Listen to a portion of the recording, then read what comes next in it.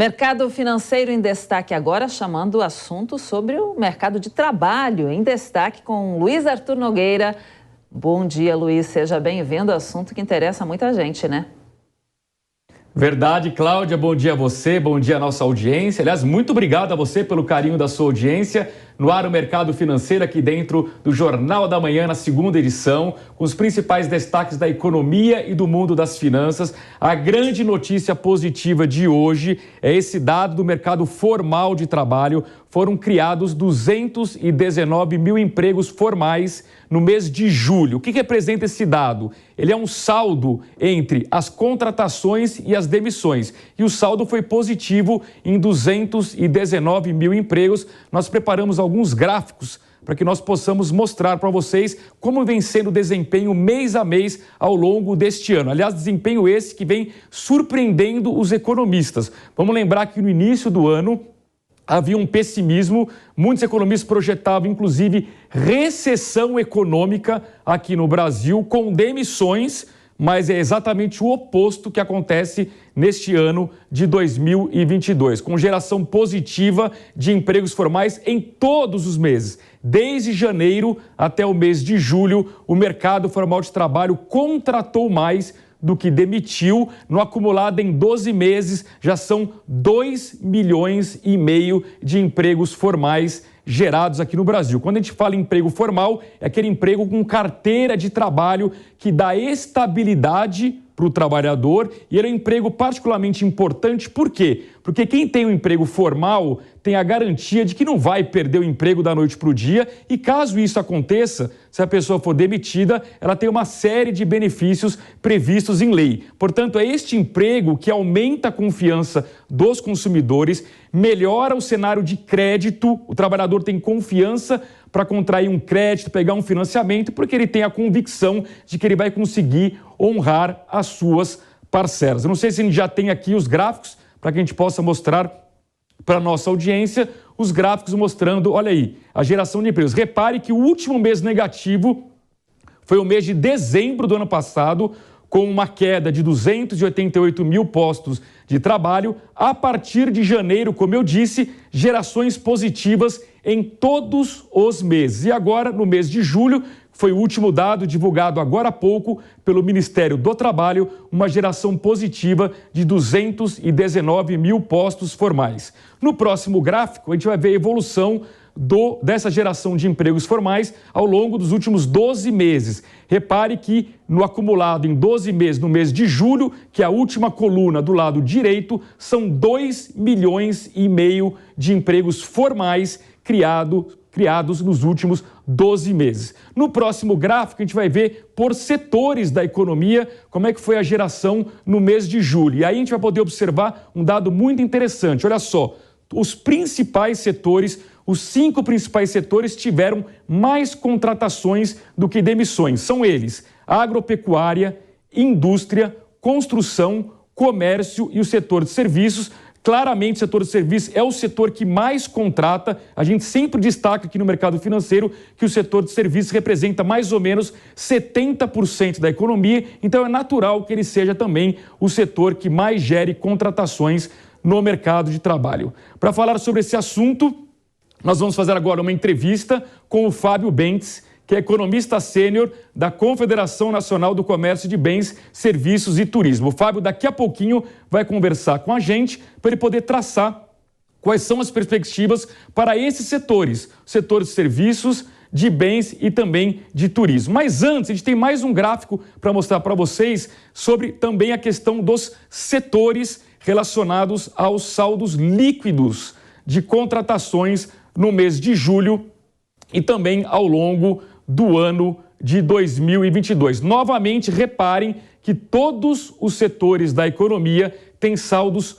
positivos. E isso, quando a gente traz para o mundo da política, é importante entender que isso é favorável para quem é atualmente do governo. No caso, o presidente Jair Bolsonaro, que é candidato à reeleição, ele tem a favor dele números positivos da economia. No mercado de trabalho, como acabamos de mostrar, números positivos na inflação. Afinal de contas, no mês passado tivemos deflação no Brasil e agora em agosto novamente deflação, ou seja, uma queda nos preços, o que gera um alívio no bolso dos consumidores, consequentemente aumenta o poder de compra desses consumidores e a sensação de otimismo em relação à economia. E, por fim, não menos importante, a economia brasileira vem dando sinais concretos de crescimento econômico. Agora, na quinta-feira, às 9 da manhã, o IBGE vai divulgar o dado oficial do crescimento econômico do Brasil referente ao segundo trimestre. Lembrando que no primeiro trimestre o Brasil teve um crescimento de 1%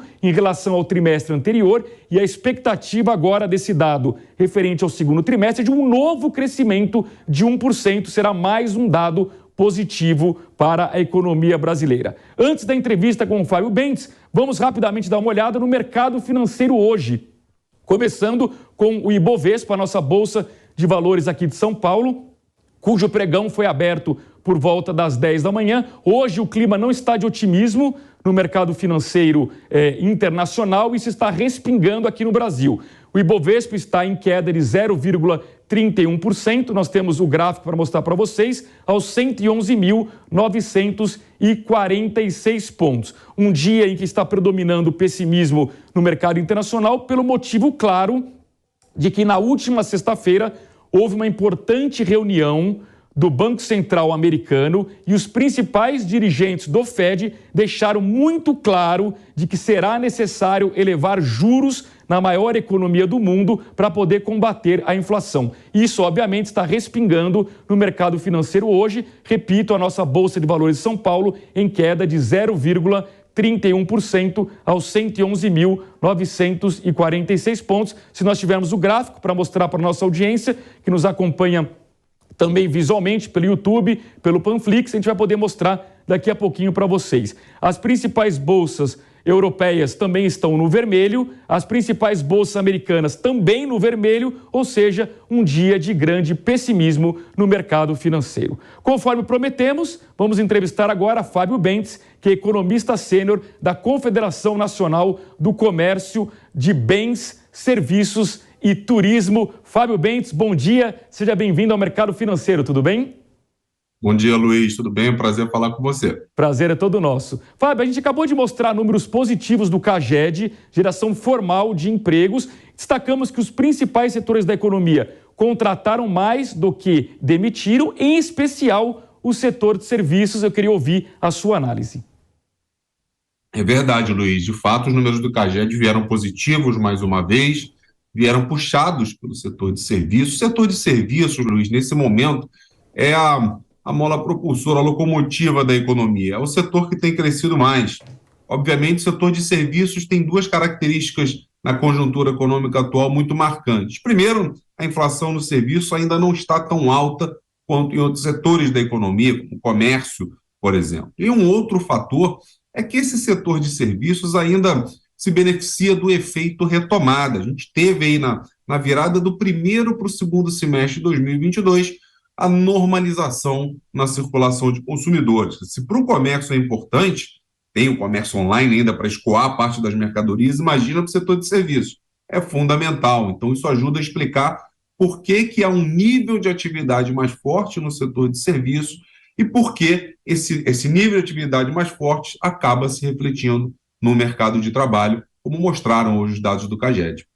Agora, Fábio, eu queria que você também analisasse para a gente quais são as perspectivas para o setor de serviços diante do novo Auxílio Brasil. O governo federal aumentou de R$ 400 para R$ 600 reais, de agosto até dezembro. É um dinheiro que vai particularmente para baixa renda, para as famílias mais carentes que tendem a consumir com esse dinheiro extra. Haverá um efeito positivo no comércio e no setor de serviços?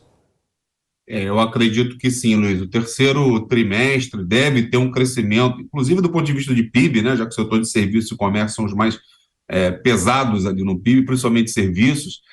O terceiro trimestre deve ser melhor do que o segundo trimestre agora de 2022. Não só por conta da chegada desses recursos, mas também por conta de uma inflação um pouco menor. Hoje saíram as expectativas do Banco Central para a inflação nesse ano. Pela primeira vez ao longo de 2022, espera-se uma inflação abaixo de 7%. Na verdade, a gente já teve ali um spoiler, né, dessa inflação mais baixa, tanto no IPCA quanto no IPCA 15, que registraram deflações em julho. Claro, a gente sabe que essa deflação não vai se repetir, pelo menos não nessa magnitude, nos próximos meses, mas isso ajuda a tirar um pouco da asfixia sobre o orçamento da população. É bom lembrar que o Auxílio Brasil, o auxílio emergencial, essas medidas de transferência de renda, são destinadas primordialmente às famílias de baixa renda, ou seja, justamente aquelas que sofrem mais com a inflação. Então, a perspectiva para o terceiro trimestre é uma perspectiva positiva. No quarto trimestre, olhando um pouquinho mais para frente,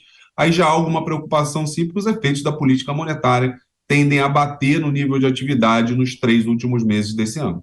Então, Fábio, essa era uma curiosidade que eu tinha. Por um lado, a gente tem o governo dando mais recursos financeiros para as pessoas, dinheiro realmente na ponta para as famílias mais carentes. De outro lado, tem o Banco Central subindo juros para combater a inflação. Quando a gente olha o comércio, o varejo como um todo, tem segmentos que se beneficiam mais desse dinheiro. Imagino que o setor de supermercados, por exemplo, vai sair ganhando com pessoas comprando mais alimentos. E tem segmentos do comércio que dependem muito de financiamentos, são os chamados bens duráveis, né? Então, eletroeletrônicos, móveis, automóveis. Dá para dizer que a gente vai ter até um balanço bem diferente entre setores dentro do varejo que vão ser beneficiados pelo Auxílio Brasil com maior valor e setores do varejo que vão ser prejudicados pela alta de juros? Sem dúvida, Luiz. A tendência, de fato, é que aquele varejo essencial, venda de alimentos, de medicamentos e até mesmo combustíveis, né, por conta disso que a gente observou recentemente na redução do ICMS de combustíveis, devem se destacar daqui para frente até o final do ano. Quer dizer, o comércio vai ter um comportamento mais heterogêneo nessa metade final de 2022. O outro lado da moeda, como você citou, são aqueles segmentos que dependem do crédito. Então, venda de móveis, eletrodomésticos, eletroeletrônicos, tendem a ter mais dificuldades no desempenho daqui para frente. Eu acredito que, do ponto de vista da inflação, o cenário está muito claro, do ponto de vista dos juros também.